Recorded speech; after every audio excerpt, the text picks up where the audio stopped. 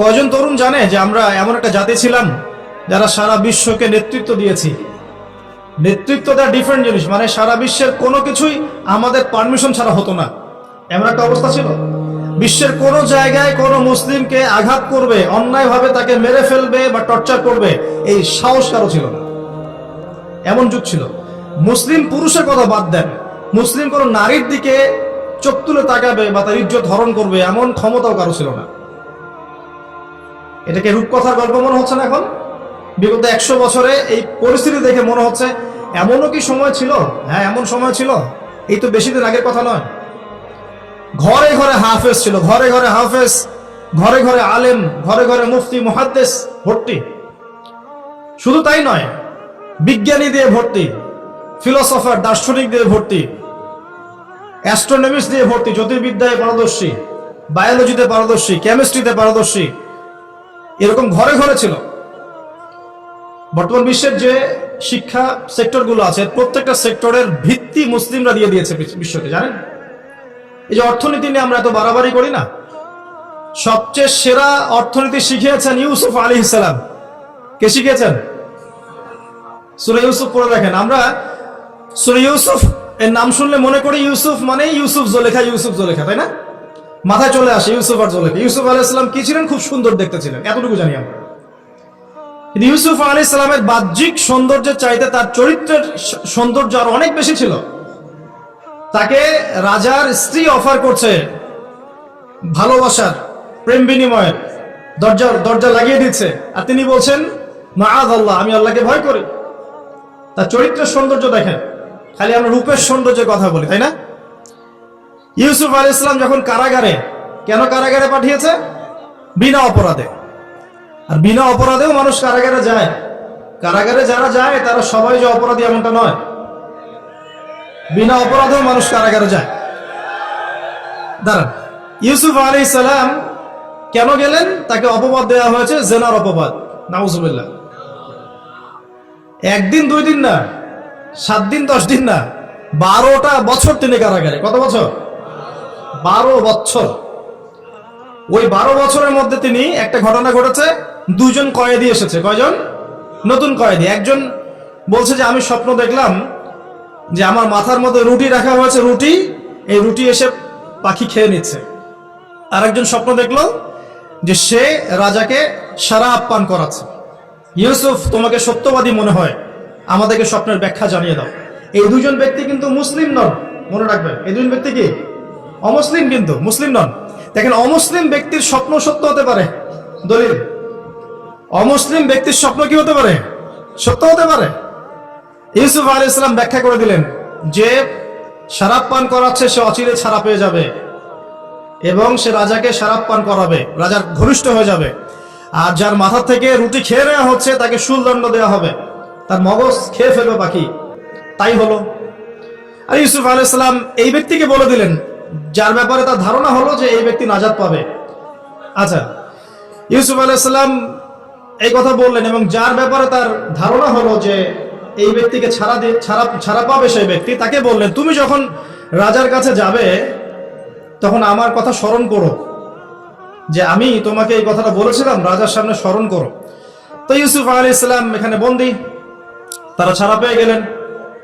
যখন এই ব্যক্তি রাজার কাছে গেলেন, রাজা আবার একটা স্বপ্ন দেখলো। কে স্বপ্ন দেখলো? সূরা ইউসুফের মধ্যে বলা আছে, পড়ে দেখবেন। রাজা স্বপ্ন দেখছে যে 7টা চিকন গাভী 7টা মোটা তাজা গাভীকে খেয়ে ফেলছে, ঠিক আছে? আর উনি শীষ স্বপ্ন দেখলেন, শীষ, ধানের শীষ, এই টাইপের কিছু। এই স্বপ্নটা তার কাছে অদ্ভুত মনে হলো। 7টা জীর্ণ শীর্ণ গাভী 7টা মোটা তাজা গাভীকে কেমন করে খেয়ে ফেলতে পারে? তিনি খুব টেনশনে পড়ে গেলেন।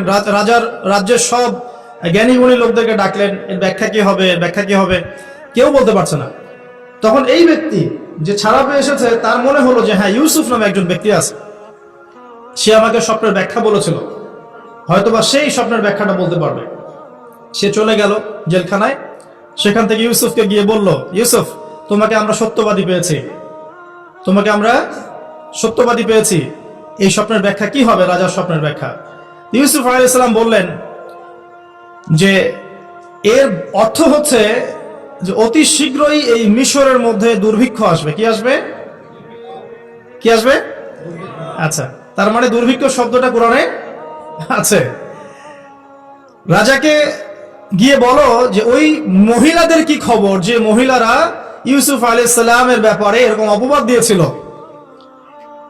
তখন এই ব্যক্তি গিয়ে রাজাকে বলল, ওই মহিলাদের কথা তিনি জিজ্ঞাসা করেছেন। তখন রাজা বলছে যে ইউসুফ নির্দোষ ছিল। সেই মহিলারা স্বীকার করলো যে ইউসুফ নির্দোষ ছিল, আসলে আমরাই তাকে ওয়াসওয়াসা দিয়েছি, আমাদেরকে প্রলুব্ধ করেছে। রাজা বলে তাকে বের করে নিয়ে আসো। ইউসুফ আলাইহিস সালামকে বের করে আনা হলো। আনার পর তাকে বলা হচ্ছে এই স্বপ্নের ব্যাখ্যা কি হবে এবং এর সমাধান কি। ইউসুফ আলাইহিস সালাম বলছেন যে ব্যাখ্যা হচ্ছে এই যে আপনার এই রাজ্যে দুর্ভিক্ষ আসবে, তবে আপনি যদি আমাকে খাদ্য মন্ত্রণালয়ের দায়িত্ব দেন, তাহলে এই সমস্যা আমি মোকাবেলা করতে পারবো ইনশাআল্লাহ। আমি বিশ্বস্ত এবং আমার এই বিষয়ে জ্ঞান আছে। কে বলেন এটা? ইউসুফ আলাইহিস সালাম। তো এবার জেলখানা থেকে আল্লাহ পাকের তাকদীর দেখেন। জেলখানা, কুয়ার মধ্যে ছিলেন। কুয়া বাবার খুব কাছের সন্তান, তাই না? ইয়াকুব আলাইহিস সালাম কাছের সন্তান। সেখান থেকে ভাইদের ষড়যন্ত্রে কুয়ার মধ্যে, মনে আছে? কুয়া থেকে মিশরের বাজারে ওখানে বিক্রি করে দেওয়া হলো, ওখান থেকে রাজপ্রাসাদে, ঠিক আছে, রাজপ্রাসাদে বড় হচ্ছেন।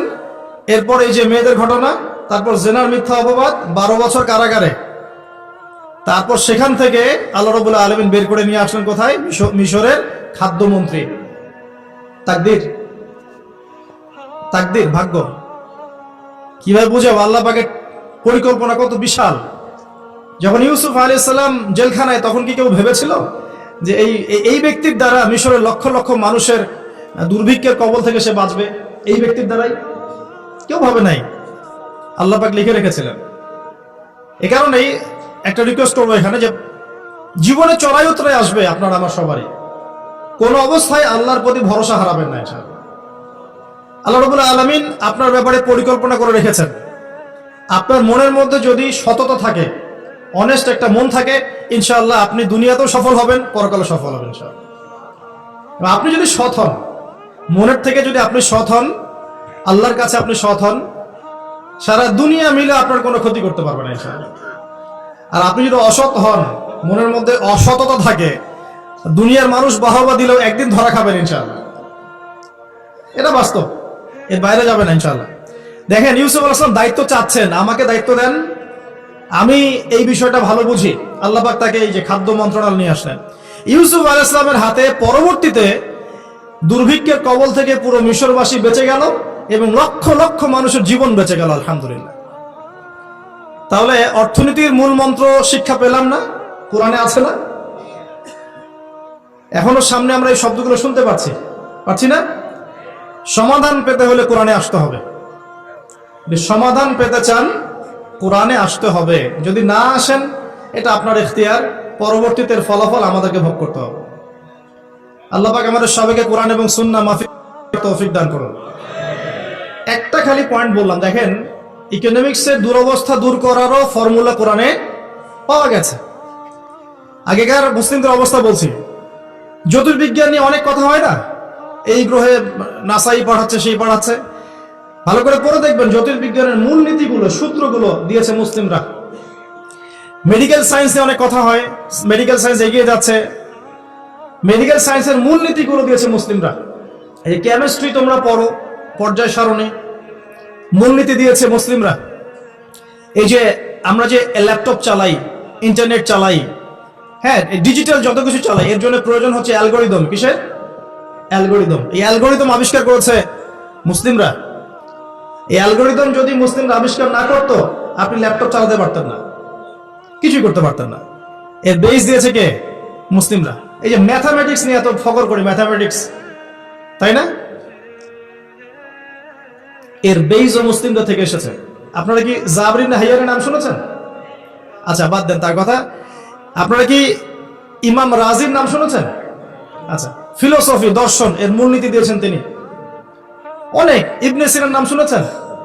চিকিৎসা বিজ্ঞান, পুরো ভিত্তি দিয়েছেন তিনি। আর এই যে পলিটিক্যাল সিস্টেম, যেটা আমরা ওয়ার্ল্ড পলিটিক্স যেটা আমরা বলি, এর ভিত্তি দিয়েছেন কে জানেন? ওমর ইবনুল খাত্তাব রাদিয়াল্লাহু আনহু। কে দিয়েছেন? এই যে প্রশাসনিক ডিপার্টমেন্ট, সদর দপ্তর, এই মন্ত্রণালয় সেই মন্ত্রণালয়, এটা স্টার্ট করেছিলেন কে জানেন? সর্বপ্রথম ওমর রাদিয়াল্লাহু আনহু। আমরা অনেকে জানি না। আমি এটাই বলছিলাম আপনাদেরকে যে যে জাতি তার শেকড় চিনে না তাকে ডিমোটিভেটেড করা খুব সহজ।